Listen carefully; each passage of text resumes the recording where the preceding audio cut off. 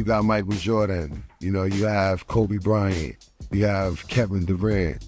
Jalen Brunson is turning into that type of basketball player.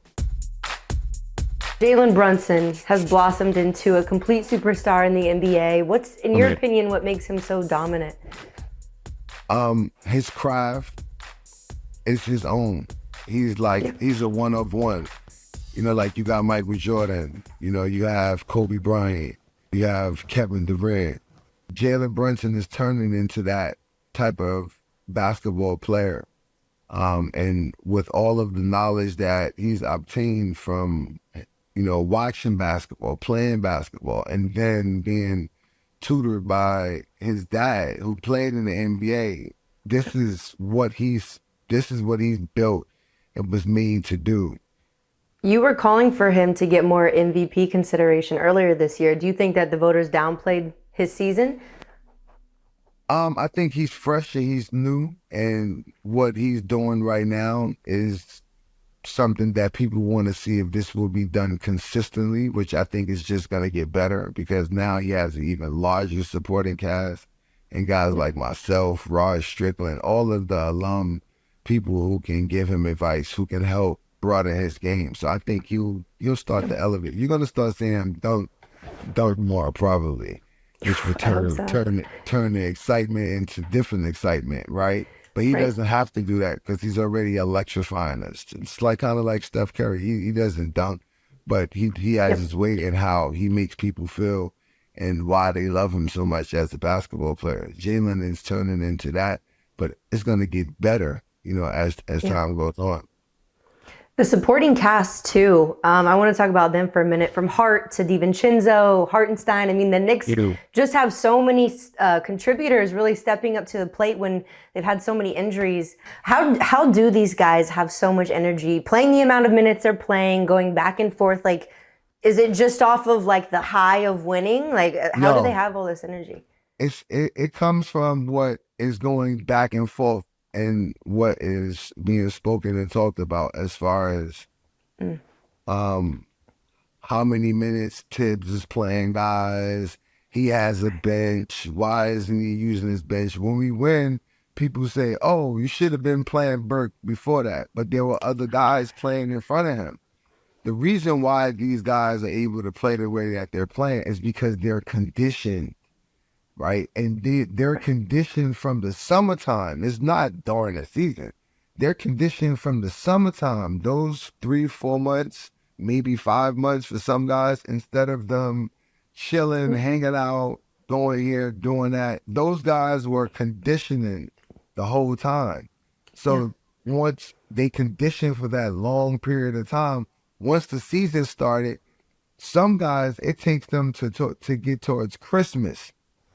It takes them to get to Christmas for them to get into shape playing. These guys are already in shape. So when they get to the playoffs, you look at something that was done by Josh Hart. I'm like, wow.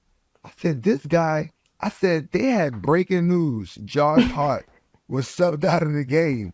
I'm looking at my friends and like, dude, do you know what that means? I was like, if they go breaking news, and they think Josh Hart was subbed out of the game, that means that he has a streak that I don't think anyone wants to match as an NBA player.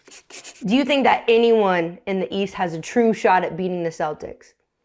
Like a true shot, you think? Yeah, they could be beat. Yeah, anybody can be beat. It's just how you strategize and how you do it. See, I think what the Knicks are displaying, this is bigger than a player. This is about a will and a mentality. They've made a commitment. And when you make a commitment to each other, it doesn't matter who goes down. You feel me? When they're in the foxhole, if one of them get popped in the head in army structure terms, they're going to know who did it. They're going to know it wasn't the enemy. It wasn't them, it was the enemy. You got what I'm saying? So they're committed to each other and they trust that and they believe that. So when one person go down, they basically tell them, I'm going to do what I need to do to try to get back. You guys get to go fight. Y'all go fight. go as far as you can go. I'm gonna push myself to come back. Every game, I'm pushing back to come back. The next game, Tibbs got them locked in. You feel me? Which is why I love supporting this. You know what I'm saying? I love supporting this part of basketball as a basketball kid growing up from New York City. Switching away from the Knicks here for a second, you began your career with the Timberwolves. So, what are your thoughts on Anthony Edwards and the way he's performing in the postseason? I believe he's Michael Jordan's son. You can't tell me otherwise, but what do you You think know about the what? dude? At first, I looked at him and I said, wow, Michael Jordan all over reincarnated. And then as time went on, I started to listen to him. And the more and more I listened to him, I started to hear my old self of how I felt. And, Iverson and myself, I can remember many conversations that we had about what we were going to do in the NBA when we were in college going to the NBAs. You know what I'm saying? But when I hear this kid speak and talk, I'm going to respect him and say, I won't say Michael Jordan anymore. I would just say Anthony Edwards, because I think for what he's doing to the league, as he said, I'm putting everybody on notice. You don't tell everybody you put people on notice and shit go out. You go out like people try to take your head off in the NBA. He's taking people heads off. Facts. You got to pay respect and homage to it, because the things that he's doing on the court, we see. Like, for me, I'm seeing flashes of Michael Jordan, but I'm not. When I say I see flashes, like, I see things that I think Jordan didn't do. That's what I'm Gotcha. trying to say. Like, when I say that, like, I'm seeing Yeah. flashes of Jordan. I'm seeing things that I never seen Jordan do in the Gotcha. game.